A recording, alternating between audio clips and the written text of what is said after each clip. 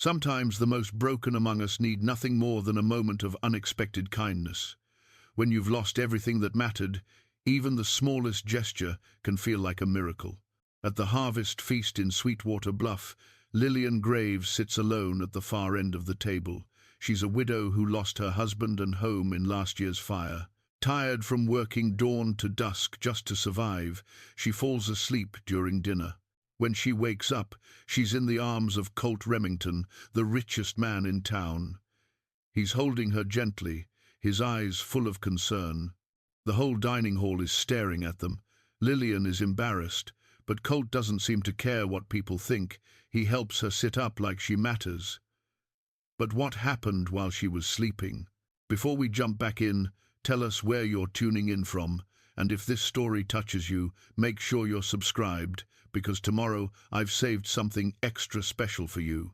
The fire had come on a Tuesday night in September, when the autumn winds turned treacherous and carried sparks like deadly prayers across the dry grassland. Lillian Graves remembered every detail of that night, how the smell of smoke had jolted her from sleep, how Thomas had pushed her toward the window while he ran back for their strongbox, how the roof beam had fallen, just as she screamed his name. She'd found him 3 days later, when the ashes cooled enough for the men to search. The charred family Bible lay beside him, its leather cover cracked but pages somehow intact. Thomas had died trying to save the one thing he knew mattered most to her, not gold or silver, but the word that had guided their 23 years of marriage. That was 11 months ago.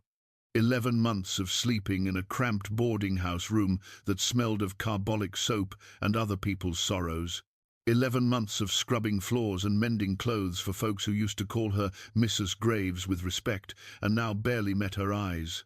11 months of clutching that damaged Bible and wondering why God had seen fit to take everything she'd ever loved. Before the fire, she and Thomas had owned 40 acres of good bottom land along Willow Creek. Nothing fancy, but enough to raise cattle and grow corn. Enough to hold their heads up in church on Sundays. Thomas had been a gentle man, with strong hands and a laugh that could fill their little farmhouse kitchen. They'd never been blessed with children, but they'd made a good life together, quiet and steady and rich in the ways that mattered. Sweetwater Bluff had been their town then. Population 800 and growing, with a main street lined with false-fronted buildings and boardwalks that didn't sag too badly in the rain. The railroad had come through 5 years earlier, bringing cattle buyers and merchants and the kind of prosperity that lifted everyone's spirits. Thomas used to say the town was like a young horse, finding its legs full of potential and eager to run. But prosperity had a way of sorting people into different corrals. On the north side of town, where the land sloped gently toward the river, fine houses had sprung up with painted shutters and wraparound porches. Men who'd struck it rich in cattle or banking, or the mercantile trade built homes with parlors big enough for proper entertaining. Their wives wore silk dresses, ordered from Denver, and served tea on china plates that caught the afternoon light. South of the railroad tracks, where the wind carried the scent of the stockyards and the dust never quite settled, the working folks made do with simpler accommodations. Shotgun houses with tar paper roofs, boarding establishments that charged by the week, and the kind of saloons where a man could drink away his troubles without worrying about his reputation.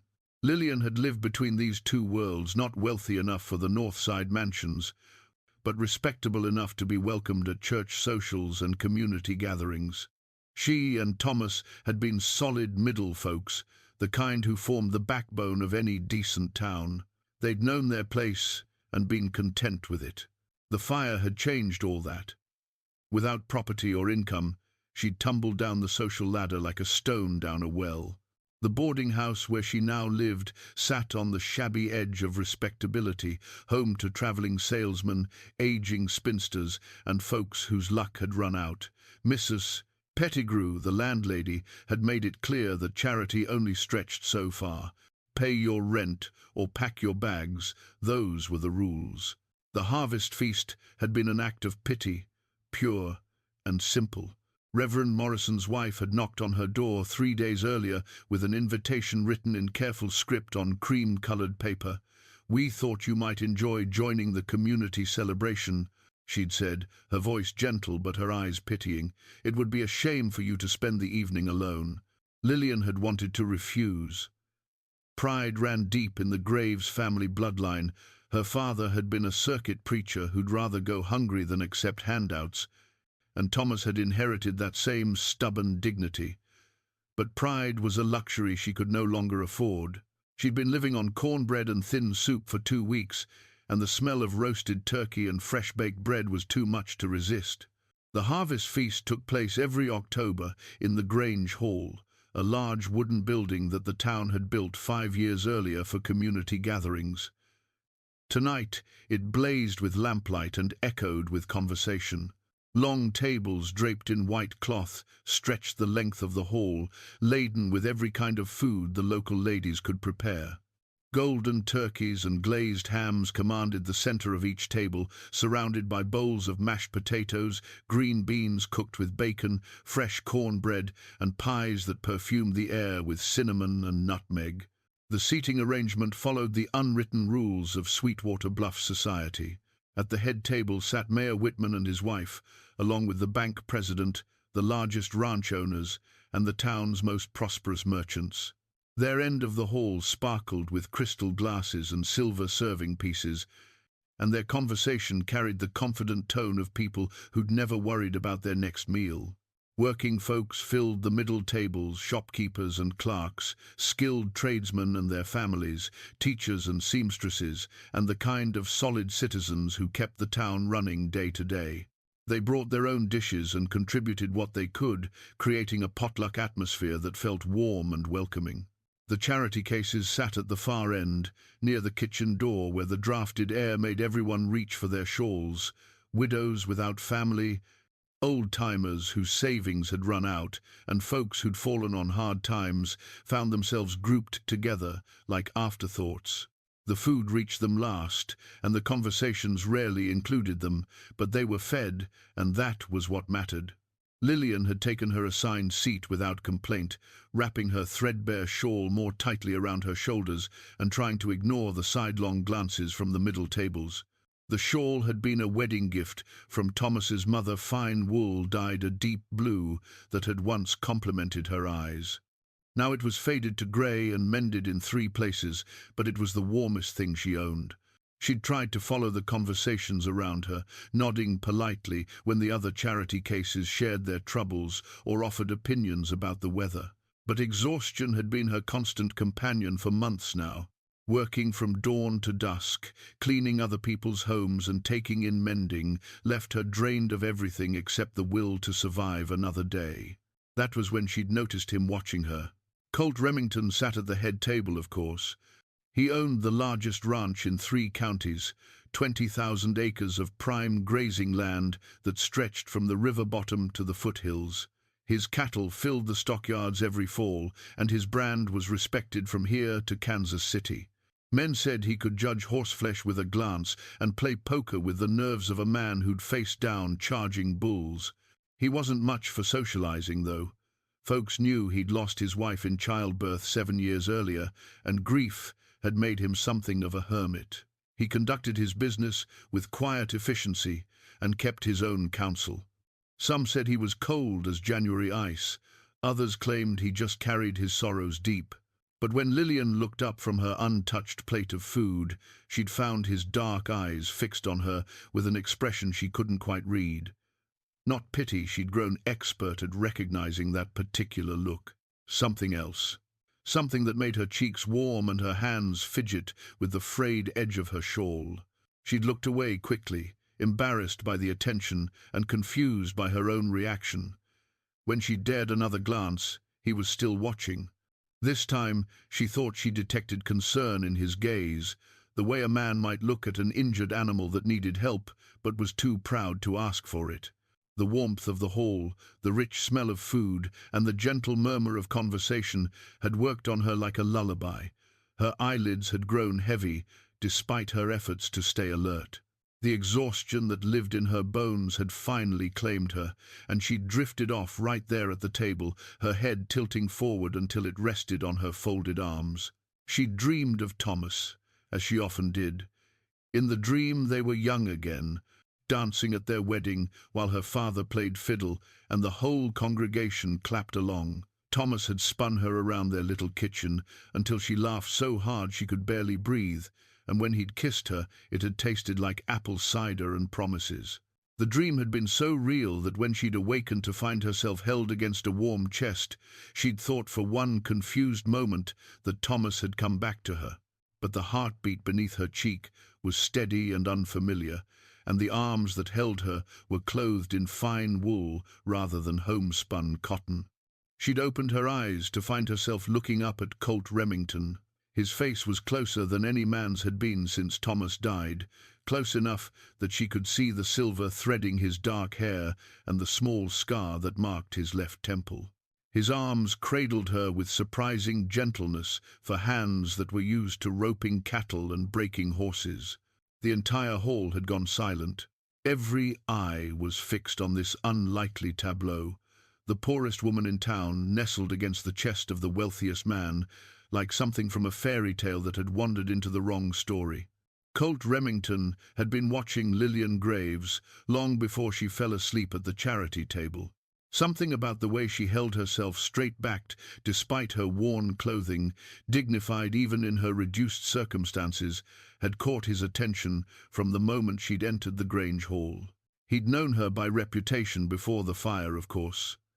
Thomas Graves had been an honest man who paid his debts and kept his word, the kind of neighbor any rancher could respect. But Colt had never really looked at Thomas's wife until tonight, when grief and hardship had stripped away everything except the essential woman beneath. She was still beautiful, he realized, not in the painted and powdered way of the town society ladies, but with the quiet beauty of someone who'd weathered storms and emerged with her soul intact. Her dark hair, streaked now with premature silver, was pinned back in a simple style that emphasized the elegant line of her neck. Her hands, though work-roughened, moved with an unconscious grace that spoke of better times. When her head had begun to droop during the meal, Colt had felt something stir in his chest, a protectiveness he hadn't experienced since his wife's death. He'd watched other diners notice her exhaustion, seen the mixture of pity and judgment in their expressions, and felt an unexpected anger at their casual cruelty. The pocket watch in his vest had belonged to his father, a stern man who'd built the Remington ranch from nothing and taught his son that strength meant standing up for those who couldn't stand up for themselves. As Colt had pulled out the watch to check the time, he'd remembered those lessons and made a decision that would change everything. When Lillian's breathing had deepened into genuine sleep, her tired body finally surrendering to exhaustion, whispers had begun to ripple through the hall. Some of the ladies at the middle tables had started to murmur about propriety and embarrassment, their voices carrying the sharp edge of people who'd never missed a meal in their lives. That was when Colt had stood. The movement had been quiet but decisive, drawing attention from the head table as he'd excused himself with a polite nod to Mayor Whitman. He'd walked the length of the hall with measured steps, his boots clicking softly on the wooden floor, while conversation gradually died around him. At the charity table, he'd paused for a moment, studying Lillian's sleeping face. Even in exhaustion, worry lines creased her forehead, and her hands remained clenched, as if she couldn't relax even in dreams. The threadbare shawl had slipped from her shoulders, revealing the careful mending in her dress sleeves and the way her collar had been turned to hide the worn edges.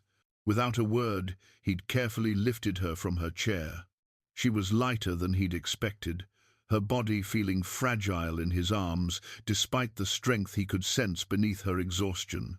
She'd stirred slightly, but hadn't awakened, instead settling against his chest with a soft sigh that spoke of someone who hadn't felt safe in a very long time. The silence in the hall had been absolute then. 200 people holding their collective breath as the wealthiest man in 3 counties cradled a penniless widow like she was made of spun glass. The contrast wasn't lost on anyone, his fine black suit and polished boots against her faded dress and mended shawl, his obvious prosperity sheltering her visible poverty. Colt had felt every eye in the room fixed on him, but he'd discovered he didn't care. Let them stare. Let them whisper. This woman had suffered enough indignity for one lifetime. If his reputation could shield her from more embarrassment, then it was a fair trade. He'd settled into her vacated chair, adjusting his position so she could rest comfortably against his shoulder. Her head had found the hollow beneath his collarbone as if it belonged there, and her hand had curled against his chest, right over his heart. The gesture had been so trusting, so innocent, that he'd felt something crack open inside him, a warmth he'd thought died with his wife. The minutes had passed like hours. Conversations had gradually resumed in hushed tones, but the quality of attention hadn't diminished. Every person in that hall was burning with curiosity about this unprecedented display. Colt Remington, who hadn't been seen at a social gathering in 3 years, was holding a woman not his wife as tenderly as a man holds his newborn child. Mayor Whitman had half risen from his seat, clearly debating whether to intervene, but his wife had placed a restraining hand on his arm. Mrs. Whitman was a shrewd woman who understood the delicate social dynamics at play. Any interruption now would only make things worse for everyone involved. The other men at the head table had watched with expressions ranging from confusion to admiration. Bank President Morrison had been heard to murmur, "Never thought I'd see the day," while rancher Jake Sullivan had nodded approvingly and said something about a man knowing his own mind. But it was the women's reactions that would fuel the town's gossip for weeks to come. The society ladies had exchanged meaningful glances and raised eyebrows, their expressions calculating as they tried to determine what this development might mean for the established social order. The working women had looked more sympathetic, many of them understanding exactly how exhaustion could overcome propriety.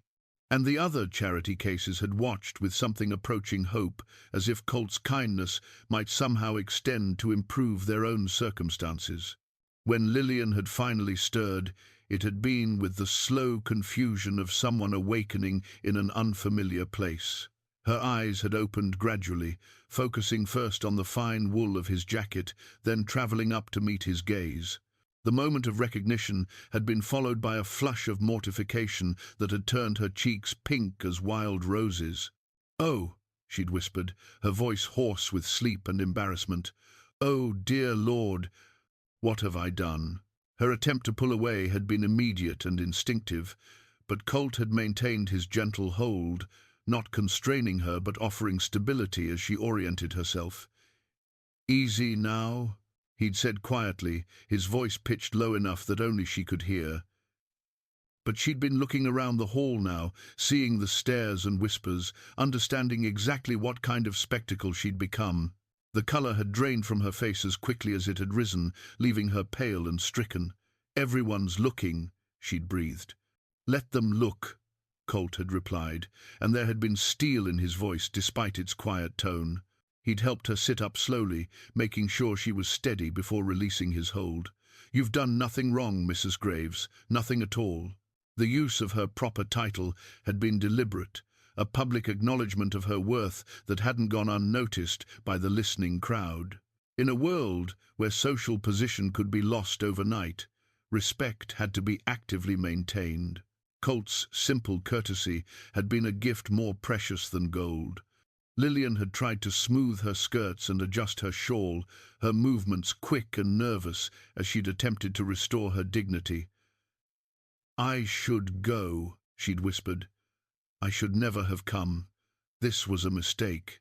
"The only mistake," Colt had said, rising smoothly to his feet and offering his hand, "would be leaving before you've had a proper meal. You barely touched your plate." But the offer of his hand had been too much. The gesture, however kindly meant, had felt too intimate, too public, too fraught with implications she wasn't prepared to face. Lillian had stood on her own, clutching her shawl around her shoulders like armor. "Thank you for your kindness, Mr. Remington," she'd said, her voice carefully formal despite the tremor in it. "But I really must go." She'd walked toward the door then, her spine straight and her steps measured despite her obvious distress. The crowd had parted before her like water, conversations dying as she passed. Every eye had followed her progress, and more than one tongue had begun preparing the tale that would dominate breakfast conversations throughout Sweetwater Bluff. Colt had watched her go with something like regret pulling at his chest.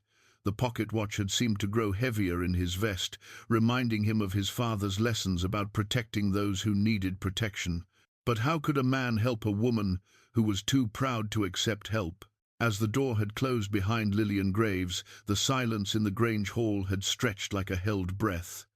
Then the whispers had begun in earnest, spreading through the crowd like wildfire through dry grass. What had just happened? What did it mean? And what would happen next? Those were the questions that would keep Sweetwater Bluff talking for days to come. But the most important question, what had stirred in both Colt's and Lillian's hearts during those quiet minutes, remained unspoken and unanswered, hanging in the October air like the promise of coming change. Dawn came too early to Mrs. Pettigrew's boarding house, arriving with the clatter of milk wagons and the smell of coal smoke from a dozen breakfast fires. Lillian had barely slept, her mind replaying the evening's events with painful clarity. Every time she'd closed her eyes, she'd felt those strong arms around her and seen the shocked faces of Sweetwater Bluff's finest citizens. She dressed quickly in her other good dress, a brown wool that had seen better days, but still held its shape, and made her way downstairs to the communal dining room. The boarding house's morning ritual was always the same: weak coffee, day-old biscuits, and whatever gossip the residents had gathered from the night before. This morning, however, the usual chatter died the moment she entered the room. Mrs. Pettigrew stood behind the serving table with her arms crossed, her expression somewhere between disapproval and satisfaction. The other boarders, a travelling salesman named Murphy, an elderly seamstress called Miss Adelaide, and two railroad workers who rented by the month, all turned to stare at her with undisguised curiosity. "Well, well," Mrs. Pettigrew said, her voice dripping with false sweetness. "Look who's finally decided to join us. I hear you had quite the evening, Mrs. Graves." Lillian poured herself a cup of the bitter coffee and took her usual seat at the small table by the window. "Good morning, Mrs. Pettigrew." "Oh, it's a very good morning indeed," the landlady continued, "especially for those lucky enough to catch the eye of certain wealthy gentlemen. My, what opportunities that must present." The implication hung in the air like smoke from a bad cigar. Lillian felt her cheeks burn, but she kept her voice steady. "I'm afraid I don't know what you mean." Miss Adelaide, who'd been stitching quietly in the corner, looked up with genuine concern. "Don't pay her no mind, dear. Folks are just talking because they ain't got nothing better to do." But Mrs. Pettigrew wasn't finished. "Oh, they're talking all right. Mrs. Henderson from the Mercantile stopped by not 20 minutes ago. Says the whole town's buzzing about how you spent the evening in Mr. Remington's arms. Quite the romantic picture, I'm told." The coffee turned to ash in Lillian's mouth. "It wasn't what it appeared to be. I was simply tired, and tired enough to fall asleep at a public gathering." Mrs. Pettigrew's eyebrows climbed toward her hairline. "How very convenient, and how very calculated, some might say." Murphy, the travelling salesman, cleared his throat uncomfortably. "Now see here, Mrs. Pettigrew, that's no way to talk to a lady." "Lady?" The landlady's laugh was sharp as broken glass. "Ladies don't make public spectacles of themselves. Ladies don't throw themselves at men who are clearly out of their reach. And ladies certainly don't compromise their reputations for the sake of a free meal." Lillian stood so abruptly that her chair scraped against the wooden floor. The handwritten eviction notice that Mrs. Pettigrew had obviously been waiting to deliver lay folded beside the coffee pot, and Lillian could see her own name written in the landlady's spidery script. "I see you've made your decision about my tenancy," Lillian said quietly. "Can't have that sort of behavior in a respectable establishment," Mrs. Pettigrew replied with satisfaction. "What would people think? You have until Friday to settle your account and find other accommodations." 3 days. Lillian stared at the notice, calculating rapidly in her head. She had perhaps $2 to her name and no prospects for earning more. The cleaning job at the mayor's house provided barely enough to keep her fed, and even that income was irregular. "That's hardly fair," Miss Adelaide protested. "The woman's done nothing wrong." "She's brought scandal to my door," Mrs. Pettigrew shot back. "And scandal is bad for business. I won't have it said that I harbour women of questionable character." The unfairness of it hit Lillian like a physical blow. In less than 12 hours, an act of kindness had been twisted into something sordid and shameful. The town that had once welcomed her as Thomas's wife now saw her as a desperate woman, willing to compromise herself for a wealthy man's attention. She picked up the eviction notice and tucked it into her reticule without another word. Dignity was all she had left, and she wouldn't give Mrs. Pettigrew the satisfaction of seeing her break. The walk to the mayor's house usually took 10 minutes, but this morning it felt like running a gauntlet. Everywhere she looked, she caught glimpses of curtains twitching and faces peering from windows. Conversations stopped when she approached and resumed in urgent whispers after she passed. The weight of their attention pressed down on her like a physical burden. Mrs. Whitman answered the kitchen door with pursed lips and cold eyes.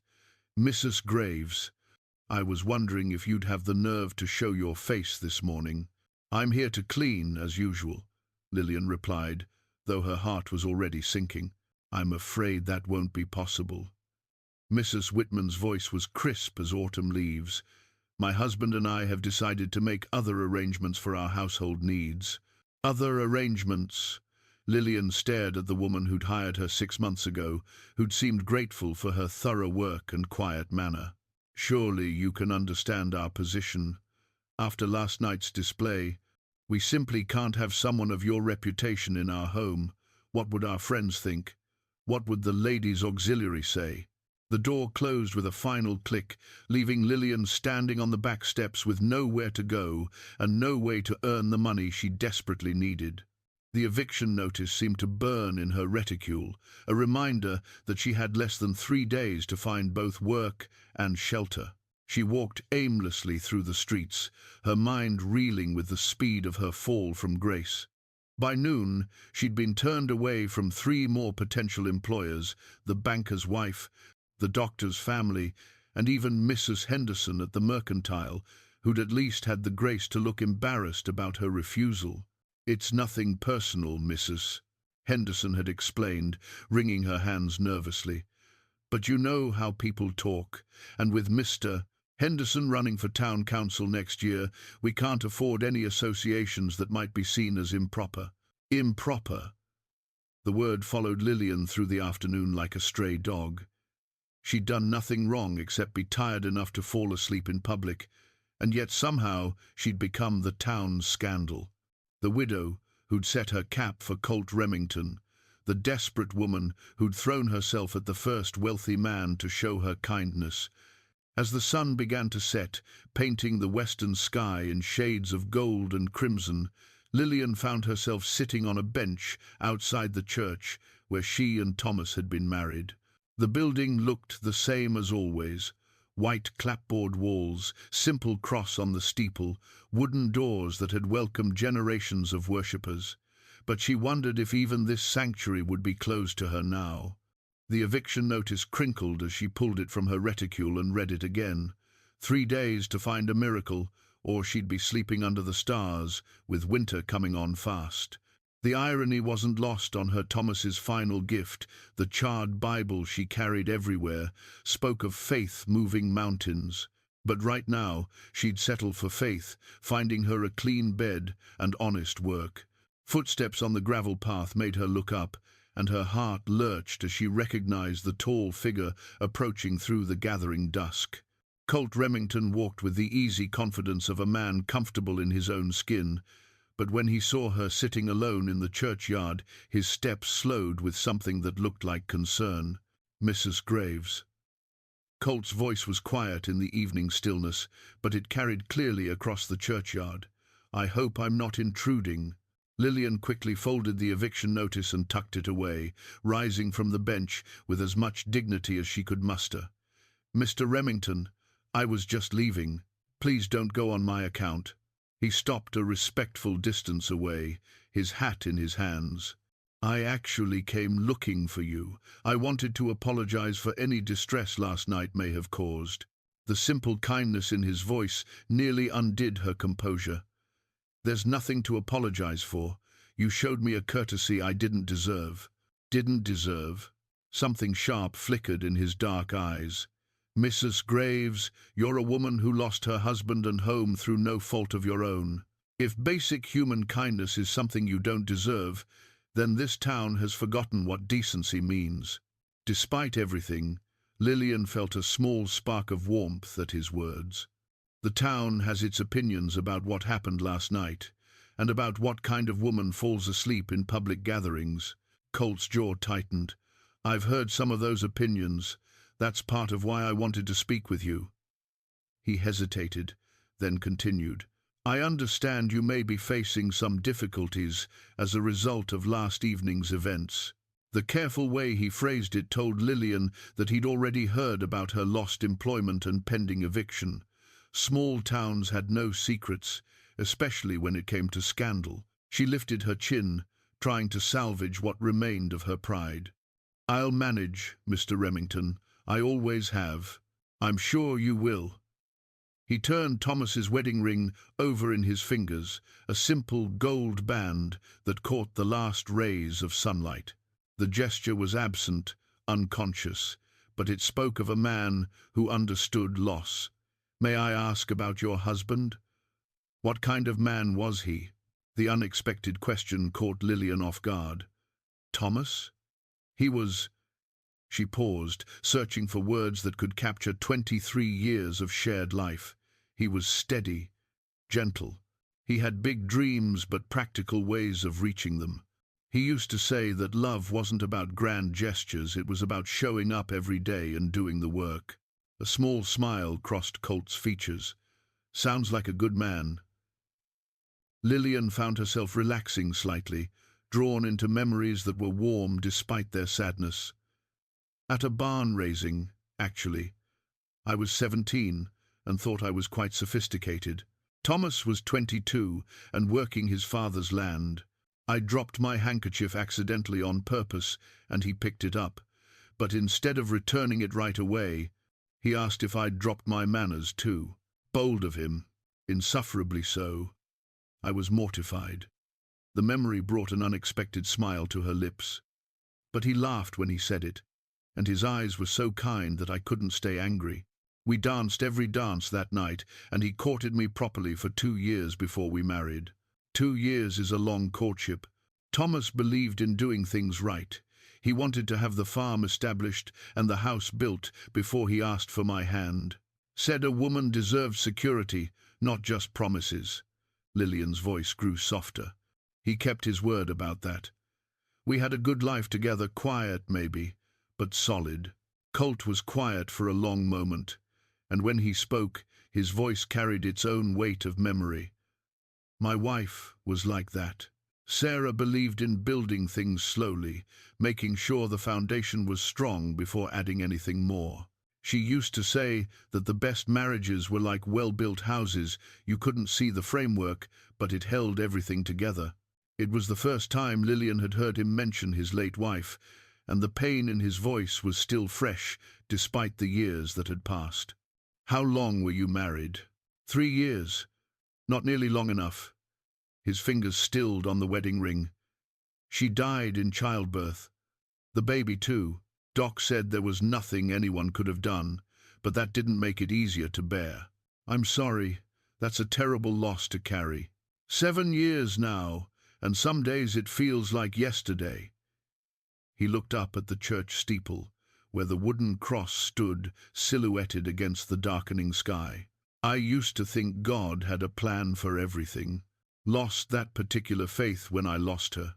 The honesty in his admission surprised Lillian. Men in his position rarely showed such vulnerability, especially to women they barely knew. But grief had a way of stripping away pretense, leaving only the essential truth beneath. "I understand that feeling," she said quietly. "After the fire, I asked God why he'd taken Thomas and left me behind, why he'd given us 23 good years just to end it all in smoke and flames. I never got an answer that satisfied me. But you still carry that Bible everywhere. Lillian's hand moved instinctively to her reticule, where the charred book rested against the eviction notice. It was the only thing that survived the fire. Thomas died trying to save it because he knew it mattered to me. I can't give up on it, even when my faith feels as damaged as its pages. Maybe that's what faith really is, Colt said thoughtfully. Holding on when you can't see the reason why. They stood in comfortable silence for a moment, two people who'd learned that life could change in an instant and leave you struggling to make sense of what remained. The evening air carried the scent of wood smoke and dying leaves, reminders that winter was coming, whether anyone was ready for it or not. "Mrs. Graves," Colt said finally, his voice careful and formal, "I heard that you might be in need of employment. I have a proposition that might be of mutual benefit." Lillian stiffened slightly. After the day's gossip and innuendo, any proposition from Colt Remington was bound to be misunderstood. "I appreciate your concern, but I don't think that would be wise.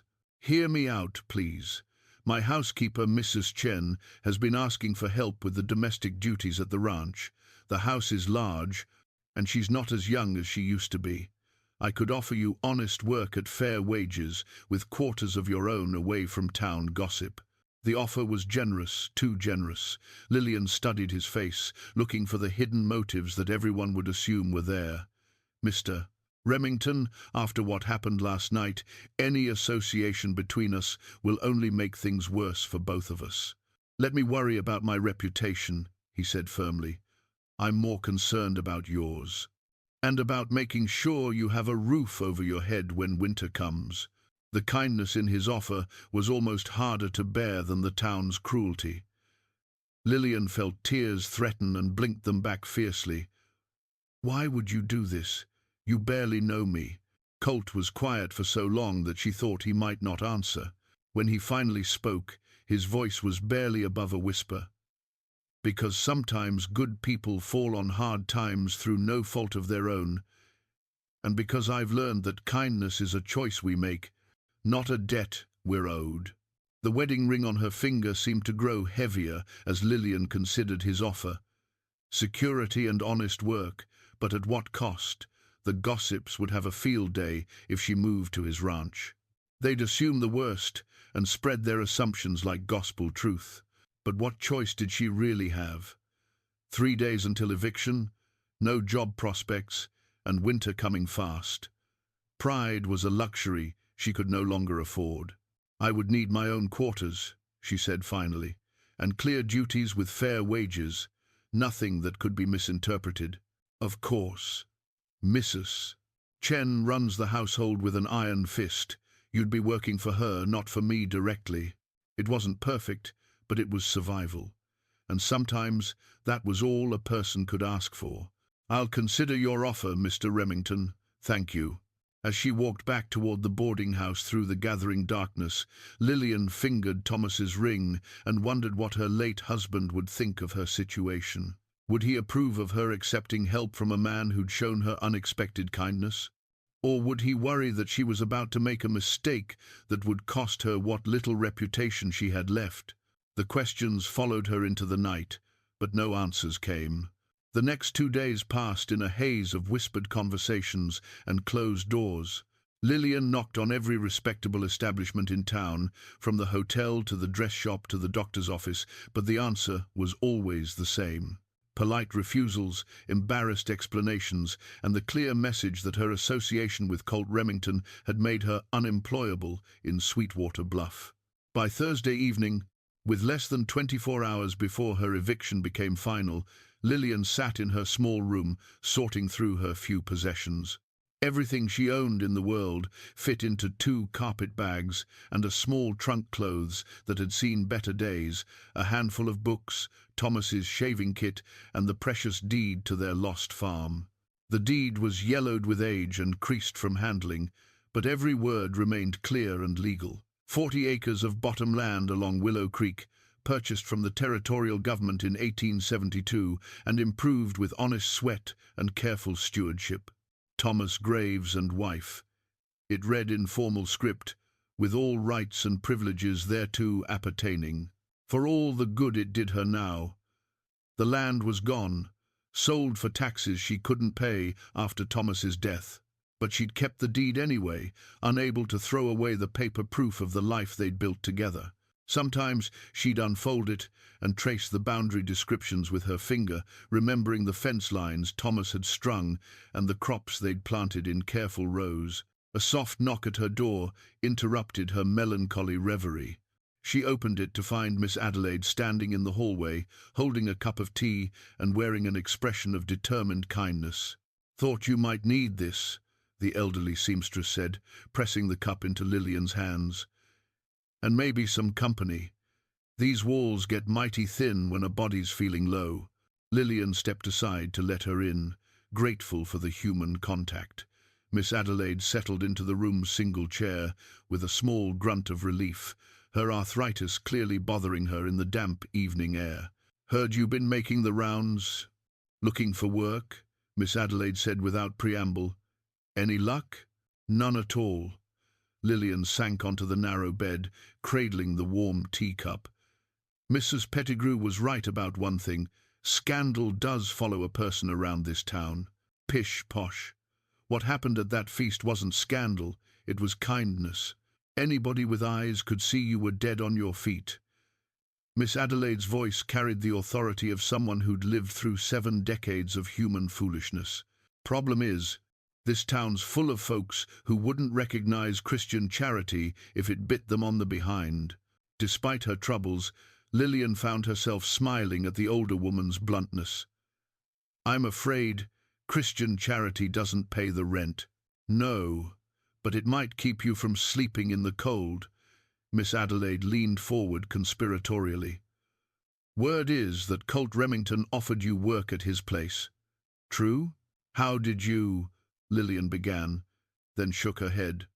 "Of course, nothing stays secret in this town. Not much, that's certain. So what's holding you back?" "Man's offering honest work at fair wages, from what I hear." Lillian stared into her tea, watching the steam curl upward. "You know what people would say. A widow, alone on a ranch with an unmarried man, they'd assume the worst." "Let 'em assume. People are going to talk regardless, might as well give them something worth gossiping about." Miss Adelaide's eyes twinkled with mischief. "Besides, Colt Remington's got more integrity in his little finger than most men have in their whole bodies. Known him since he was knee-high to a grasshopper, and he's never been anything but honorable." "You've known him that long?" "Made his christening gown. Matter of fact, his mama was a sweet thing, died when he was just 15. That boy had to grow up fast, taking over the ranch when his daddy passed 2 years later." Miss Adelaide's expression grew thoughtful. "He's carried a lot of weight on those shoulders, especially after losing his Sarah. Could use some lightness in his life, if you ask me." The suggestion made Lillian's cheeks warm. "I'm hardly the person to provide that.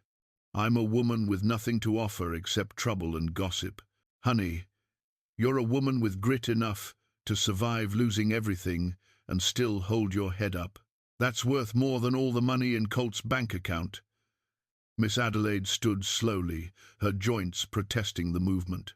"Mark my words, if you let pride keep you from accepting help when it's offered, you'll regret it come the first blizzard." After the seamstress left, Lillian returned to her packing with Miss Adelaide's words echoing in her mind. Outside her window, she could see storm clouds gathering on the western horizon, their dark bulk promising the kind of weather that could turn deadly for anyone caught without shelter. She picked up the deed again, studying the careful surveyor's marks that described the boundaries of her former happiness. Section 12, Township 15 North, Range 8 West. 40 acres that had supported cattle and corn, a small orchard, and a vegetable garden that had fed them year-round. Gone now, sold to pay debts she'd never even known existed until after Thomas's funeral. But what if it wasn't really gone? What if there was some legal remedy she didn't know about? The thought had occurred to her before, But lawyers cost money she didn't have, and she'd always assumed that once property was sold for taxes, it was lost forever. A sudden gust of wind rattled her window, and she looked up to see the first fat raindrops beginning to fall. The storm was coming whether she was ready or not, just like winter, just like all the other hardships that life seemed determined to throw at her.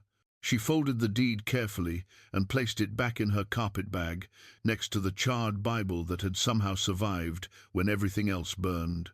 Two pieces of paper that represented her past and her faith, damaged but not destroyed, just like her. A louder knock at her door made her jump. This time it was Mrs. Pettigrew, wearing a rain slicker and an expression of grim satisfaction. "Just wanted to make sure you understood," the landlady said without entering the room. "Tomorrow morning, 9 o'clock sharp. I need the room cleaned and the key returned. No extensions, no matter what sob story you might cook up." "I understand perfectly," Lillian replied, keeping her voice level despite the anger that burned in her chest. "The room will be ready." After the woman left, Lillian stood at her window, watching the rain begin in earnest. Lightning flickered in the distance, followed by the low rumble of thunder. The storm was moving fast, and soon it would be on top of them with all the fury that autumn weather could muster. She thought about Colt Remington's offer, about the warmth in his voice when he'd spoken of his late wife, about the way he'd held her with such gentle care at the harvest feast. There had been no calculation in his kindness, no hidden agenda that she could detect. Just a man who'd recognized suffering and tried to ease it. Maybe Miss Adelaide was right. Maybe pride was a luxury she could no longer afford. As the rain began to fall harder, drumming against her window like impatient fingers, Lillian made her decision. Tomorrow morning she would accept Colt's offer, whatever the consequences might be. The alternative, facing winter without shelter or income, was simply unthinkable. She continued her packing as the storm intensified outside, each flash of lightning illuminating the path she'd chosen. It might not be the safest choice, or the most proper one, but it was the only choice that offered hope. And sometimes hope was all a person could hold on to when everything else had been swept away by forces beyond their control.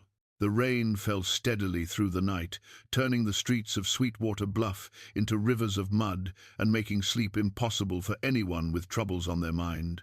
Lillian lay awake, listening to the water drumming against her window, watching lightning flicker across the walls of her small room like memories of the fire that had changed everything. By morning, the storm had passed, leaving behind a world washed clean and gleaming under pale October sunlight.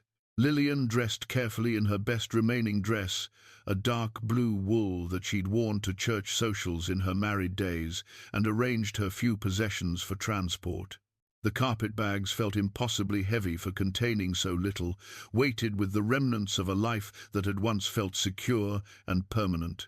At exactly 9 o'clock, she carried her trunk downstairs and settled her account with Mrs. Pettigrew. The landlady counted the money twice, her thin fingers sorting through the coins and bills with obvious satisfaction. "Pleasure doing business with you," Mrs. Pettigrew said with false courtesy. "Hope you find more suitable accommodations, somewhere that matches your current circumstances." The words stung, but Lillian refused to give the woman the satisfaction of a reaction. She picked up her bags and walked out the front door without looking back, stepping into a morning that felt like the first day of an uncertain new life. She'd sent word to Colt the night before, accepting his offer through Miss Adelaide's grandson, who worked occasionally at the livery stable. The message had been simple: "If your offer still stands, I accept with gratitude. L. Graves." Now she could only hope that he hadn't changed his mind in the cold light of day. The main street buzzed with morning activity, merchants sweeping water from their storefronts, children splashing through puddles on their way to school, housewives hanging laundry that would dry quickly in the crisp air. But Lillian noticed how conversations stopped when people saw her walking toward the livery stable with her belongings. The whispers followed her like a persistent shadow. At Henderson's Mercantile, she caught sight of Mrs. Whitman and two other society ladies clustered near the fabric display, their heads bent together in animated conversation. When they spotted Lillian through the window, Mrs. Whitman pointed and said something that made the other women gasp and shake their heads in disapproval. "Moving right in with him, bold as brass," she heard one of them say as she passed. "Mark my words, no good will come of this arrangement." Lillian kept walking, her spine straight and her chin up, but the words followed her like stones thrown at her back. By the time she reached the livery stable, her hands were shaking with a mixture of anger and humiliation. Colt was waiting beside a buckboard wagon loaded with supplies, his expression grave but kind. He wore working clothes, dark trousers, and a wool shirt that emphasized the breadth of his shoulders, and his boots were already muddy from the morning's chores. When he saw her approaching with her luggage, something that might have been relief flickered across his features. "Mrs. Graves," he said, touching his hat brim in greeting. "Thank you for reconsidering my offer." "Thank you for making it," she replied, setting down her carpet-bags with more force than necessary.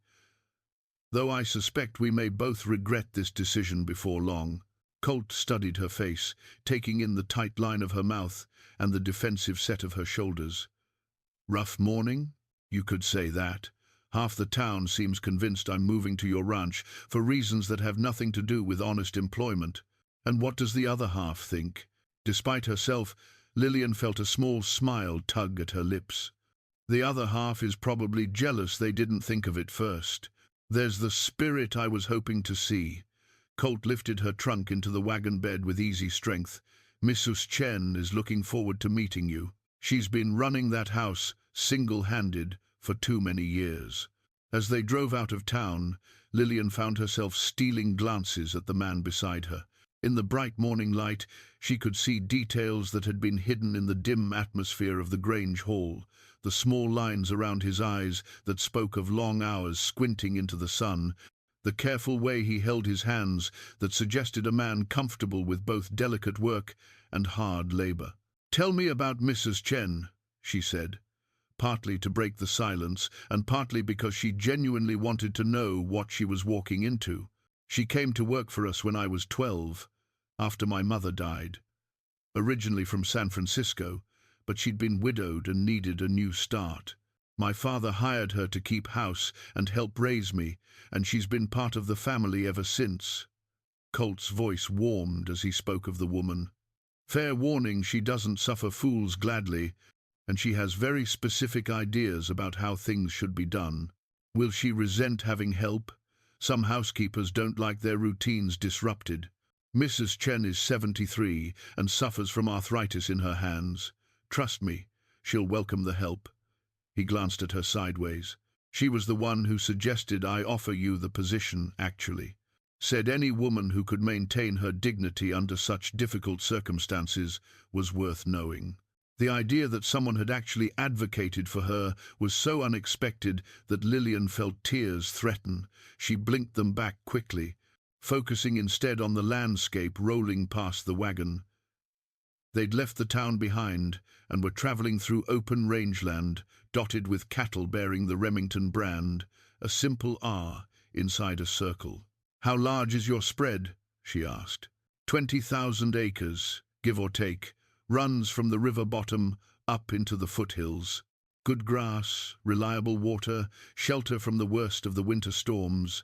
Pride colored his voice, the quiet satisfaction of a man who'd built something lasting. "My grandfather started with a homestead claim. My father expanded it through careful buying and smart management. I've just tried not to lose what they worked so hard to build." In his study at the ranch house, Lillian would later learn, Colt kept a small, painted miniature of his late wife on his desk. The portrait showed a young woman with gentle eyes and a sweet smile, her dark hair arranged in the fashion of 7 years past. He'd commissioned it during their brief engagement, wanting to capture her beauty before time could blur the memory. But he never spoke of the portrait, just as he never spoke of the dreams that had died with Sarah. Some griefs were too private for words, too deep for casual conversation. The road wound through a valley where cottonwoods grew thick along a meandering creek. Their leaves had turned golden with the season, creating a canopy of light that danced in the breeze. It was beautiful country, the kind of landscape that could heal a wounded soul if given enough time. "There," Colt said, pointing ahead to where the valley opened into a broad meadow. "That's home." The Remington ranch house sat on a slight rise overlooking the creek, a substantial two-story structure built of local stone and timber. It wasn't ostentatious, but it spoke of prosperity and permanence. Outbuildings clustered nearby, barns, corrals, a bunkhouse, and various sheds that suggested a working operation that ran like clockwork. As they approached, a small, elderly Chinese woman emerged from the kitchen door, wiping her hands on a white apron. Her iron-grey hair was pulled back in a neat bun, and her dark eyes sparkled with intelligent curiosity as she watched the wagons approach. "That would be Mrs. Chen," Colt said unnecessarily. "Ready to meet your new employer?" Lillian straightened her shoulders and tried to project more confidence than she felt. "As ready as I'll ever be." But as the wagon pulled to a stop in front of the house, she couldn't help wondering if she'd just made the biggest mistake of her life. The town's whispers seemed to follow her even here, and she could almost feel the weight of their disapproval settling around her like dust from the wagon wheels. Only time would tell if she'd chosen sanctuary or scandal. For now, all she could do was step down from the wagon and try to build a new life from the ashes of the old one. 3 weeks at the Remington ranch had given Lillian a sense of peace she hadn't felt since before the fire. The work was honest and satisfying, helping Mrs. Chen with cooking, cleaning, and managing the household accounts, and the older woman had proved to be both demanding and kind, exactly the sort of employer Lillian had hoped to find. The ranch house itself was a revelation. Built with careful attention to both comfort and practicality, it featured large windows that let in abundant light, hardwood floors that gleamed under Mrs. Chen's careful tending, and rooms that felt spacious without being ostentatious. Lillian's quarters, a small but comfortable room off the kitchen, provided privacy and warmth, luxuries she'd almost forgotten existed. More surprising was how easily she'd fallen into the rhythm of ranch life. The early mornings, the steady work, the quiet evenings spent mending or reading by lamplight, all of it felt natural in a way that her cramped existence at the boarding house never had. Even Colt's presence, which she'd worried might be awkward, had become comfortable. He treated her with courteous respect, never overstepping the boundaries of employer and employee, but always ready with a kind word or helpful gesture. The gossip from town had continued, of course. Mrs. Chen reported the latest whispers with dry amusement during their morning coffee. "Mrs. Henderson says you're clearly his mistress," she'd announced one Tuesday. "Mrs. Pettigrew claims you're after his money, and Reverend Morrison's wife is convinced you're a fallen woman leading him into temptation." "And what do you tell them?" Lillian had asked, stirring sugar into her cup with studied nonchalance. "I tell them my employer's personal business is none of their concern, and that anyone who's worked as hard as you do for honest wages has earned the right to hold her head up in any company." It was on a Thursday afternoon, while dusting Colt's study, that Lillian made the discovery that would change everything. She'd been carefully cleaning around the desk where he conducted ranch business, taking care not to disturb the neat stacks of correspondence and ledger books. The painted miniature of his late wife sat in its usual place, the sweet face smiling eternally from its silver frame. But when she'd reached around the portrait to dust the lamp behind it, her elbow had knocked against a leather portfolio that had been tucked between 2 large books. The portfolio had tumbled to the floor, spilling its contents across the Persian rug in a cascade of maps, documents, and official-looking papers. "Oh no," she'd muttered, dropping to her knees to gather the scattered papers before Colt returned from his ride. Most of the documents seemed to be property surveys and geological reports, the kind of dry legal material that ranchers dealt with when expanding their holdings. But one map caught her attention immediately. It showed a familiar section of land along Willow Creek, with boundary lines and topographical features that she recognized from a lifetime of living there. Her own former property was clearly marked, along with detailed notations about mineral content and potential mining operations. Lillian's hands trembled as she studied the map more closely. According to the survey markings, her 40 acres sat directly on top of a substantial copper deposit. The geological report attached to the map estimated the ore's value in figures that made her head spin enough money to buy half of Sweetwater Bluff. But the most shocking revelation came in the form of correspondence between various parties interested in acquiring her land. Letters from mining engineers, territorial officials and investors painted a clear picture of a coordinated effort to obtain her property. And at the bottom of one letter, she found a signature that made her blood run cold: Colt Remington. The letter was dated 3 months before the fire, and it outlined his agreement to provide financial backing for a mining consortium in exchange for a percentage of any profits. The consortium's target was clearly identified: the Graves property along Willow Creek, which geological surveys had identified as containing significant copper deposits. Lillian sank into the chair behind Colt's desk, the papers scattered around her like evidence of a crime. Her mind raced as she tried to process what she was seeing. The fire that had killed Thomas and destroyed their home, had it really been an accident? Or had someone deliberately set it to drive them off land that was worth a fortune? And if that was true, what did it mean that Colt Remington, the man who'd shown her such kindness, who'd offered her shelter and employment, was one of the investors who stood to profit from their loss? Footsteps in the hallway made her jump. She quickly gathered the papers and stuffed them back into the portfolio, her heart pounding as Colt's voice carried from the front of the house. "Mrs. Chen, I'm back early. Is Mrs. Graves around?" "In your study, cleaning," came the housekeeper's reply. "She should be nearly finished." Lillian shoved the portfolio back between the books and grabbed her dust rag, trying to look busy when Colt appeared in the doorway. But her hands were shaking so badly that she nearly dropped the delicate figurine she was pretending to clean. "Everything all right?" Colt asked, his dark eyes studying her face with concern. "You look pale. Just tired," she managed, not trusting her voice to say more. "Long day."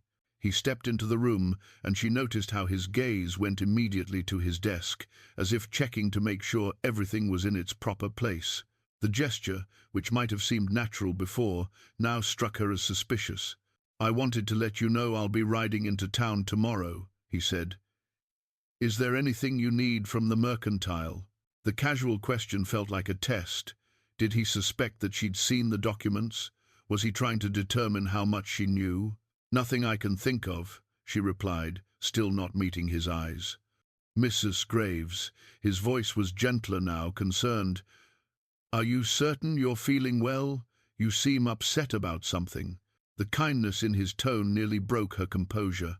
How could he sound so caring, so genuinely worried about her welfare, when he might be the very person responsible for destroying her life? The contradiction made her head spin. "I'm fine," she said firmly, finally looking at him directly. "Just adjusting to the change in weather. The cold affects my old injuries." It wasn't entirely a lie. The burns on her arms and legs, souvenirs from her escape from the burning house, did ache when storms approached. But the real injury was to her heart, which had begun to heal in this place, only to be torn open again by what she'd discovered. Colt studied her for another moment, then nodded slowly.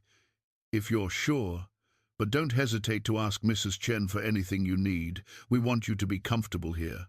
"Thank you," Lillian whispered, the words tasting like ashes in her mouth.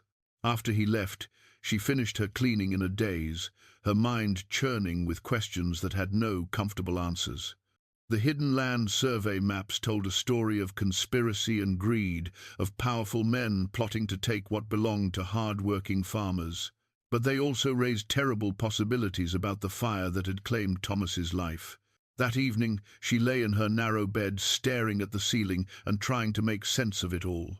The copper deposit under her former land would have made her wealthy, wealthy enough to rebuild, wealthy enough to live comfortably for the rest of her life. Instead, she'd lost everything and been reduced to accepting charity from the very man who might have orchestrated her downfall. But if Colt was part of the conspiracy, why had he helped her? Why offer employment and kindness to someone whose misfortune had enriched him? Was it guilt, or was there some deeper game being played that she couldn't yet understand? The questions followed her into troubled dreams, where Thomas stood in their burning farmhouse, holding the charred Bible and asking why she hadn't fought harder to save what they'd built together. When she woke before dawn, her pillow was damp with tears, and her resolve was hardening into something that felt like steel. She would find out the truth about the fire, about the conspiracy, and about Colt Remington's role in both. And then she would decide what to do with the knowledge that threatened to destroy the fragile peace she'd found in this place. The hidden land survey maps had revealed more than geological information. They'd uncovered a web of deception that reached into the heart of everything she'd believed about her tragedy.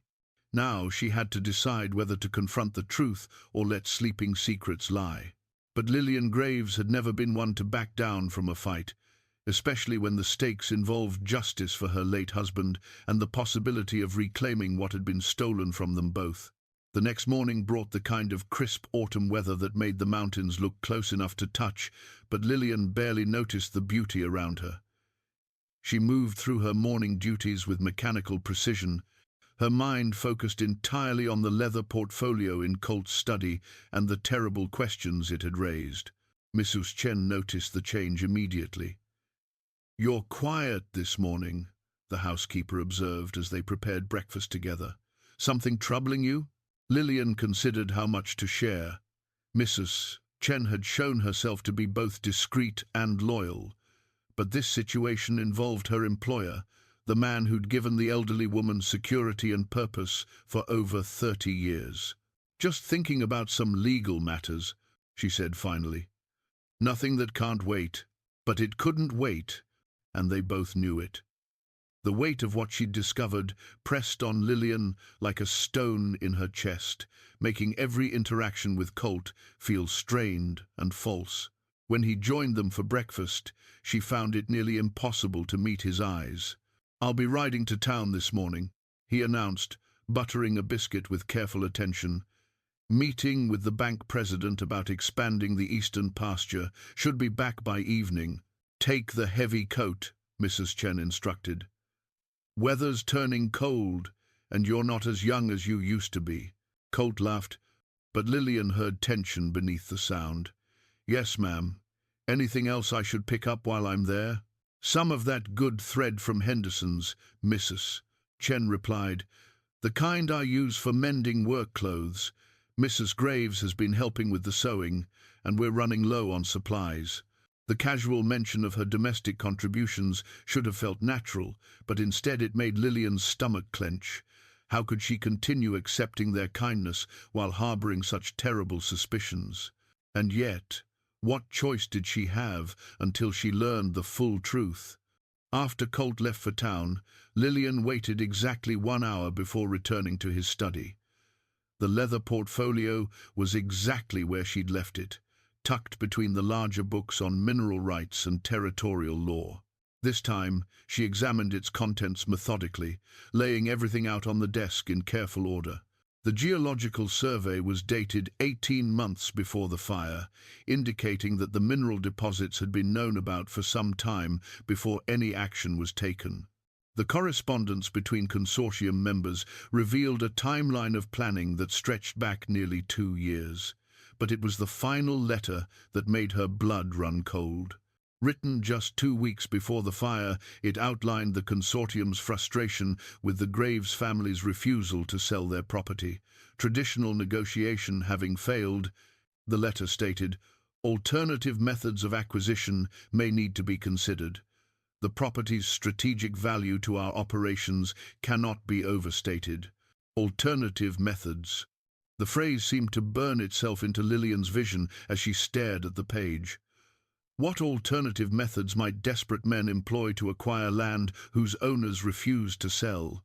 A soft knock at the study door made her jump like a guilty thing. She quickly gathered the papers, but it was only Mrs. Chen peering around the doorframe. "Sorry to disturb you, dear, but there's someone here to see you. A lawyer from the territorial capital. Says it's about your late husband's affairs." Lillian's heart began to race. Had someone discovered what she was investigating? Or was this visit connected to some other aspect of Thomas's estate? She hastily returned the portfolio to its hiding place and smoothed her skirts. "I'll be right there." The lawyer waiting in the front parlor was a thin man with intelligent eyes and ink-stained fingers. He introduced himself as Harrison Webb and apologized for arriving unannounced, but explained that he'd been searching for her for several weeks. "I represent the territorial government's Mineral Rights Office," he said, pulling out a leather folder of his own. "We've been conducting an investigation into certain irregularities in land transactions throughout this region. Your late husband's property features prominently in our inquiry." Lillian's mouth went dry. "What sort of irregularities?" "Land sales conducted under questionable circumstances, properties sold for taxes that may not have been properly assessed, geological surveys conducted without proper authorization." Webb's voice was careful, professional. "We have reason to believe that your property may have been illegally appropriated." The room seemed to spin around Lillian. "What does that mean exactly?" "It means, Mrs. Graves, that you may still be the rightful owner of your land, and if certain mineral extraction rights were sold based on fraudulent tax assessments, you could be entitled to substantial compensation." Webb spent the next hour explaining the investigation in detail. A territorial grand jury had been reviewing land transactions throughout the region, particularly those involving properties with potential mineral value. Several cases had emerged where tax assessments had been artificially inflated or applied incorrectly, forcing sales that benefited specific mining interests. "The fire at your property has been of particular interest to investigators," Webb said quietly. 3 other families in similar situations experienced suspicious fires in the months following their refusal to sell to mining consortiums. Lillian felt as though she might be sick. "You think the fire was deliberately set?" "We can't prove it yet, but the pattern is concerning. In each case, the families lost everything and were forced to abandon their claims. The properties were then acquired through tax sales by shell companies connected to mining interests." Webb pulled out a thick legal document and set it on the table between them. "This is a copy of the original tax assessment for your property. As you can see, it shows a debt of $47. But this," he produced another document, "is the assessment that was actually used to force the sale. The debt listed here is $470. The numbers swam before Lillian's eyes. Someone had deliberately altered the tax records to force them off their land, using fraudulent documents to steal their home and livelihood. And when that wasn't enough, when Thomas had refused to accept the inflated assessment, Mrs. Graves." Webb's voice seemed to come from a great distance. "Are you feeling well?" She forced herself to focus on his concerned face. "The fire, if it was deliberately set, and my husband died fighting it, that would be murder," Webb said gently. "Which is why this investigation is being conducted with the utmost care and discretion." He explained that several arrests had already been made in connection with the fraudulent land schemes, including 2 territorial officials and a mining engineer. But they were still gathering evidence against the financial backers who'd funded the conspiracy. "I need to ask you about anyone who might have shown unusual interest in your property before the fire," Webb said. "Investors, surveyors, anyone who might have known about the mineral deposits." Lillian's heart hammered against her ribs. This was the moment she'd been dreading and hoping for in equal measure. There were some geological surveys done in the area, private companies, hired by investors, from what I understood. "Do you remember any names? Any specific companies or individuals? She took a deep breath, knowing that her answer might destroy any chance of happiness she'd found at the ranch. I believe the Remington Ranch was one of the investors involved in mineral rights speculation. Webb's eyebrows rose. Colt Remington? You're certain? I saw correspondence in his study indicating his financial involvement with a mining consortium. The letters were dated before our fire. The lawyer made careful notes, his expression grave. Mrs. Graves, I need to ask this delicately. Are you currently residing at the Remington Ranch? Heat flooded her cheeks. Mr. Remington offered me employment as a domestic worker. I accepted out of necessity. I see. Webb's tone remained professionally neutral, but she could see him calculating the implications. This complicates matters somewhat. We'll need to proceed very carefully to avoid any appearance of impropriety or coercion. He explained that the investigation would continue, but that formal charges might not be filed for several weeks while they gathered additional evidence. In the meantime, Lillian would need to decide whether to remain at the ranch or seek alternative accommodations. If Mr. Remington is involved in the conspiracy, your continued presence in his home could be seen as either dangerous or compromising, Webb warned. On the other hand, if he's innocent of any deliberate wrongdoing, leaving suddenly, without explanation, would be cruel and unfair. After Webb left, Lillian sat in the parlor, staring at the legal documents he'd given her. The original tax assessment, the fraudulent one, copies of suspicious land, transfers, all the evidence she needed to prove that her life had been destroyed by deliberate criminal action. But proving the conspiracy's existence was easier than determining Colt's level of involvement. Had he known that his investment was funding fraudulent land acquisitions? Had he been aware that families were being driven from their homes through criminal means? Or was he simply a wealthy rancher who'd trusted the wrong business partners? The sound of horses in the yard announced his return from town earlier than expected. Through the parlor window, she could see him dismounting from his mare, his movements quick and agitated. Something had happened in Sweetwater Bluff, something that had sent him home with obvious urgency. Mrs. Chen's voice carried from the kitchen as she greeted her employer, but Lillian couldn't make out the words.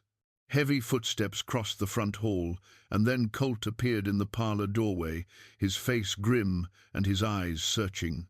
"We need to talk," he said without preamble. "There are things you need to know about your husband's death and the fire that destroyed your home." Lillian's heart stopped. He knew. Somehow, he'd learned about the investigation or her discovery of the documents. The moment of truth had arrived, whether she was ready for it or not. "Yes," she said quietly, clutching the legal papers in her lap. "I believe we do." Colt stood in the parlor doorway, his hat still in his hands and mud on his boots from the ride. His dark eyes, fixed on the legal documents, spread across Lillian's lap, and she watched understanding dawn on his face, like sunrise breaking over the mountains. "You found the maps in my study," he said quietly. It wasn't a question. "Yes."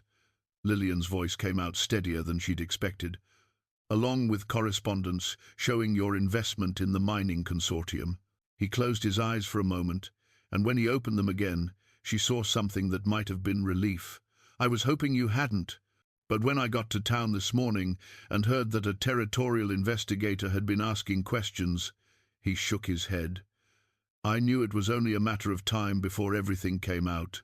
The admission hit her like a physical blow. Part of her had been hoping, praying that there was some innocent explanation for what she'd found. That Colt's involvement had been unknowing, his investment made in good faith without understanding the criminal methods being employed. "So you knew," she whispered. "You knew they were stealing our land." "No." The word came out sharp as a gunshot. "I knew about the mineral deposits, yes. I knew the consortium was trying to acquire properties for development. But I swear to you on my wife's grave, I never knew they were using fraud and intimidation to force people off their land."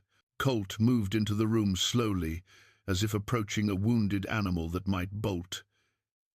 He took the chair across from her, his movements careful and deliberate. When the consortium approached me 2 years ago, they presented it as a legitimate business opportunity, he continued. They said they'd identified mineral deposits on various properties and were working to acquire development rights through proper legal channels. They needed financial backing from local investors. And you believed them? I wanted to believe them. The potential returns were substantial, and I thought. He paused, running a hand through his dark hair. After Sarah died, I threw myself into work. Building the ranch, making investments, anything to avoid thinking about what I'd lost. The mining venture seemed like a sound business decision. Lillian studied his face, looking for signs of deception. The pain in his voice when he mentioned his late wife seemed genuine, but how could she trust her judgment when so much was at stake? The fire happened 3 months after I made my initial investment, Colt said. When I heard about it, about Thomas's death, I was horrified. It never occurred to me that it might be connected to the consortium's activities. But you must have wondered when our property ended up in their hands so quickly afterward. I did wonder, and I asked questions. But they told me the sale was legitimate, that the taxes hadn't been paid, and the property had gone to auction according to territorial law. His voice grew rough. I should have investigated further. I should have looked into the circumstances instead of accepting their explanations. Lillian's hands trembled as she held up the document Harrison Webb had shown her. This is a copy of our original tax assessment, $47. The amount they used to force the sale was 10 times higher, a fraudulent figure designed to create an impossible debt. Colt took the paper and studied it with growing horror. Dear God, they manufactured a tax crisis to drive you off your land. And when Thomas tried to fight it, when he refused to accept the inflated assessment, Lillian's voice broke. They set fire to our home. They murdered my husband for 40 acres of farmland. The words hung in the air between them like accusations written in fire. Colt's face had gone pale, and his hands shook as he set down the document. Lillian, he said, her given name a prayer on his lips, I am so sorry. If I had known, if I had suspected for even a moment that my money was funding something like this. But you didn't know, or you didn't want to know. The anger that had been building in her chest finally found its voice. You were so eager for profits that you didn't ask the hard questions. You didn't wonder why properties kept becoming available so conveniently. You didn't think about the families being destroyed. Each word was a knife thrown with deadly accuracy, and she saw them strike home. Colt's shoulders sagged under the weight of guilt and recognition. Whatever his intentions had been, the result was the same. His money had helped fund the conspiracy that killed Thomas and destroyed everything she'd ever loved. You're right, he said finally. I was willfully blind. I wanted the investment to succeed, so I ignored the warning signs. I told myself that business was business, that I wasn't responsible for other people's misfortunes. He looked up at her with eyes full of anguish. But I was wrong, terribly, inexcusably wrong. From her reticule, Lillian pulled out the charred family Bible, Thomas's final gift, saved from the flames at the cost of his life. The leather cover was cracked and blackened, but inside she'd discovered something that morning while praying for guidance. Tucked between the pages of Corinthians, she'd found a letter in Thomas's handwriting. My dear wife, she read aloud, her voice trembling with emotion. If you are reading this, then something has happened to me and you are facing the future alone. I want you to know that loving you has been the greatest privilege of my life, and I have no regrets about the time we shared together. She paused, gathering strength to continue. But I also want you to know this life is for the living. Do not let grief make you a prisoner of the past. If God brings someone into your life who can make you happy again, do not turn away from that gift out of misplaced loyalty to my memory. Love again, Lily. Laugh again. Find joy wherever it may be offered. The pet name he'd used for her in private moments made fresh tears spring to her eyes. Thomas had written this letter years ago, probably after witnessing some tragedy that had made him consider his own mortality. That she'd found it now, at this moment of ultimate crisis, seemed like providence. "He knew," she whispered. "Somehow, he knew I would need permission to move forward." Colt stared at her, understanding and hope warring in his expression. "What does this mean, Lillian? What happens now?" Lillian folded Thomas's letter carefully and held it against her heart, drawing strength from his words across the years. When she looked up at Colt again, her tears had stopped, and her voice was steady. "What happens now is justice," she said firmly. "For Thomas, for the other families who lost everything, and for everyone who suffered because good men chose to look the other way." Colt leaned forward in his chair, his eyes intent on her face. "Tell me what you need me to do." The simple offer surprised her. She'd expected excuses, denials, perhaps even anger at being caught, but Colt's response was immediate acceptance of responsibility and a willingness to make things right. "The territorial investigator is building a case against the consortium," she explained. "He needs evidence of who funded the operation and how the money flowed through the criminal enterprise. He'll have my complete cooperation, financial records, correspondence, anything that might help convict the people responsible." Colt's jaw tightened. "Starting with the leaders who orchestrated this whole scheme." From the kitchen came the sound of Mrs. Chen preparing the evening meal, her quiet humming a reminder that normal life continued even in the midst of earth-shaking revelations. Lillian realized that whatever happened next, this conversation would forever divide her time at the ranch into before and after. "There's something else," she said, reaching for the legal documents Harrison Webb had left with her. "According to the territorial government's investigation, I'm still the rightful owner of my property.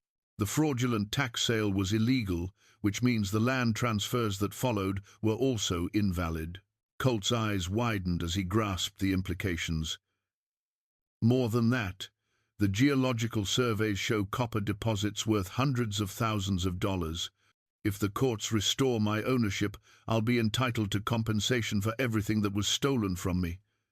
She paused, watching his face carefully. "Including damages from investors who profited from the illegal scheme." The words hung between them like a sword. Under territorial law, Colt could be held financially liable for his participation in the conspiracy, even if that participation had been unknowing. His investment had helped fund the criminal enterprise, and he could be forced to pay restitution that might bankrupt even his substantial holdings. But instead of fear or calculation, Lillian saw only resolve in his expression. "Whatever I owe you, I'll pay it. Every penny, plus interest. It won't bring Thomas back, but it's the least I can do. Even if it means losing the ranch." Even then, his voice was quiet but certain, some things matter more than money or land.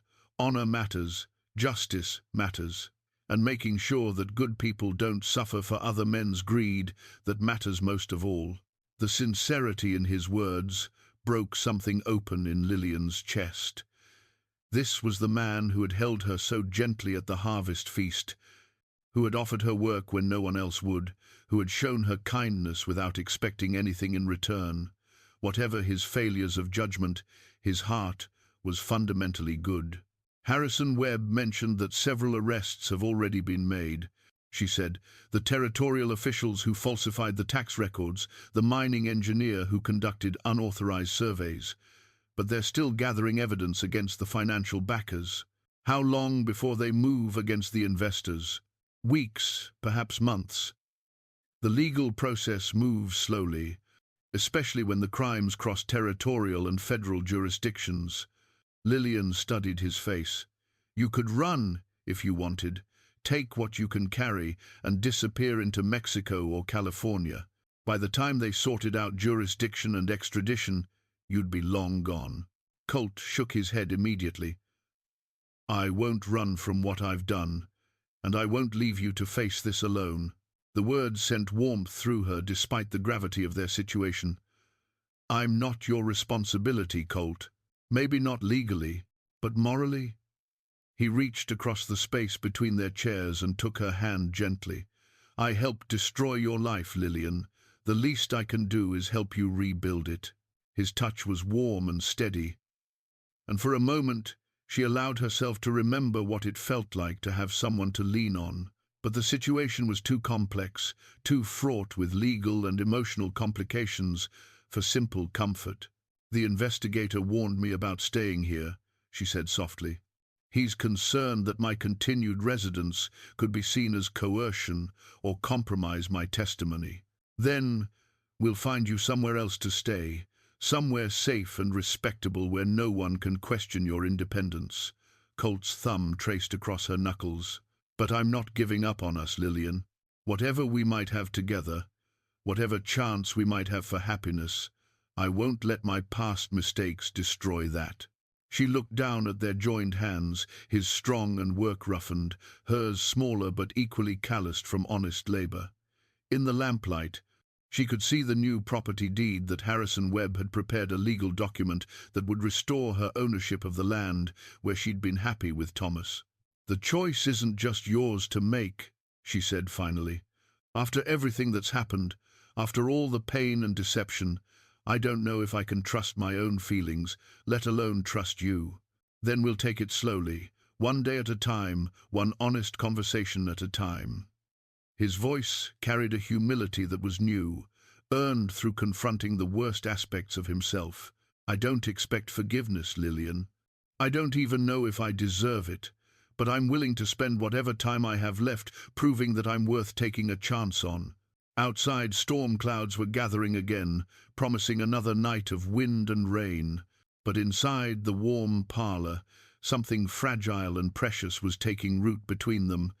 Not the easy romance of fairy tales, but the harder love that grows from shared trials and mutual forgiveness. 6 months later, the spring air carried the scent of apple blossoms and new grass as carriages began arriving at the small church in Sweetwater Bluff. The same white clapboard building where Lillian and Thomas had spoken their vows 24 years earlier would today witness another beginning, one born from ashes and tested by fire. Lillian stood before the mirror in the church's small preparation room, adjusting the simple gold band on her ring finger. It was new, purchased just that morning from the jeweler in town, but it felt natural beside the worn band that had belonged to Thomas. She would wear both rings. She had decided one for the love that had shaped her past, one for the love that would guide her future. Her dress was cream-colored silk, elegant but not ostentatious, purchased with money from the territorial settlement that had finally been awarded 3 months earlier. The court had ruled definitively that the mining consortium's activities constituted criminal conspiracy, and the financial penalties had been substantial enough to compensate all the affected families with interest. Colt's testimony had been crucial to securing those convictions. He'd turned over every document, every financial record, and had spent days on the witness stand detailing exactly how the investment scheme had operated. His complete cooperation had earned him leniency from the courts, but it had cost him nearly half his ranch holdings in restitution payments. "You look beautiful, dear," Mrs. Chen said from the doorway, her weathered face bright with joy. The elderly housekeeper had become like a mother to Lillian during the difficult months of legal proceedings, offering wisdom and support when the weight of testimony and investigation threatened to overwhelm her. "Thank you for everything." Lillian turned to embrace the woman who had welcomed her when she had nowhere else to go. "I hope you know you'll always have a place with us." "This old housekeeper isn't going anywhere, Mrs." Chen replied with characteristic directness. "That man still can't make decent coffee, and you'll need help with the children when they come." The casual mention of future children made Lillian's cheeks warm. At 38, she wasn't too old for motherhood, but the idea still felt like a miracle after so many years of childless marriage with Thomas. Perhaps this second chance at love would bring blessings that the first had not. A gentle knock announced Miss Adelaide's arrival, carrying a small bouquet of wildflowers picked from the meadow where Lillian's new house was being built. The seamstress had refused payment for altering the wedding dress, claiming that seeing Lillian happy was reward enough. "Ready, my dear?" Miss Adelaide asked, her eyes bright with tears of joy. Through the church windows, Lillian could see the gathered congregation, a mixture of townspeople who had eventually come to respect her courage, ranch hands who had witnessed Colt's character during the difficult months, and friends who had stood by both of them through scandal and redemption. The organ began to play as they made their way to the church's main door. Inside, Colt waited at the altar, wearing his best black suit, his dark hair neatly combed, and his expression serious but peaceful. Beside him stood his foreman Jake Sullivan, who had agreed to serve as best man after declaring that any woman brave enough to take on Colt Remington deserved all the support she could get. As Lillian walked down the aisle, she saw familiar faces in the pews. Harrison Webb, the territorial investigator who had become a friend through the long legal process. Dr. Morrison and his wife, who had publicly apologized for their initial treatment of her. Even Mrs. Henderson from the Mercantile, who had quietly confessed that she'd always regretted refusing to hire Lillian during her darkest days. But it was Colt's face that held her attention as she approached the altar. The man who had held her so gently that autumn evening at the harvest feast, who had offered her shelter when the world turned its back, who had sacrificed his fortune rather than compromise his honor. His eyes held the same kindness that had first drawn her to him, tempered now by the wisdom that comes from facing hard truths about oneself. Reverend Morrison performed the ceremony with dignity and warmth, speaking of love that endures through trials and forgiveness that makes new life possible. When the time came for vows, Colt's voice was steady but thick with emotion. "Lillian, I promise to love you with the honesty you deserve, to protect you with the strength you've taught me to find, and to build with you something worthy of the suffering we've both endured. I cannot undo the past, but I swear to make our future something that would honor both our lost loves and our found hope." Lillian's own vows came from a heart that had learned the difference between easy love and earned love. "Colt, I choose to trust you with my future because you have proven yourself worthy of that trust through your actions, not your words. I promise to love you, not despite our difficult beginning, but because of the people we became through walking through fire together." The rings they exchanged were simple gold bands, engraved inside with a line from Thomas's final letter, "Life is for the living." It was a reminder that would ground them both in the years to come, a testament to love that survives loss and grows stronger through forgiveness. When Reverend Morrison pronounced them husband and wife, the kiss they shared was gentle and full of promise. The congregation erupted in applause and cheers, the sound echoing off the church rafters like a declaration that justice and love had finally triumphed over greed and tragedy. At the reception, afterward, held in the same Grange hall where their story had begun, Lillian found herself surrounded by well-wishers and surrounded by the warmth of a community that had learned to see past surface appearances to the deeper truths beneath. She and Colt would live on her restored land, in a new house being built where the old farmhouse had stood. The copper mine would provide enough income to ensure financial security for generations, but they had agreed to use much of the wealth to establish a fund for families facing similar hardships.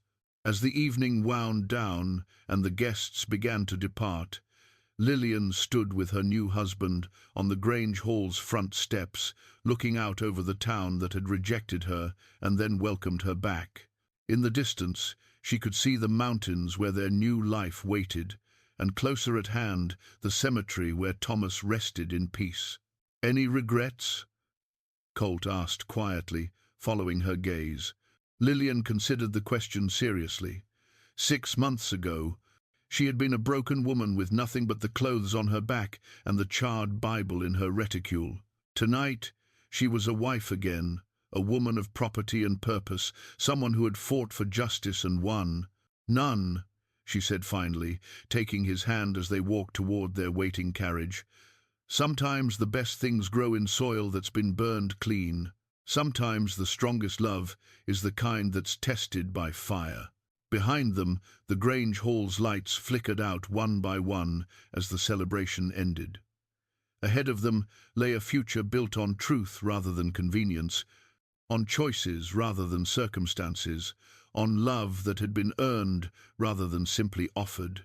It was, Lillian thought as they drove home under a canopy of stars, exactly the kind of second chance that Thomas would have wanted for her, and exactly the kind of love that was worth waiting for, no matter how long the journey to find it.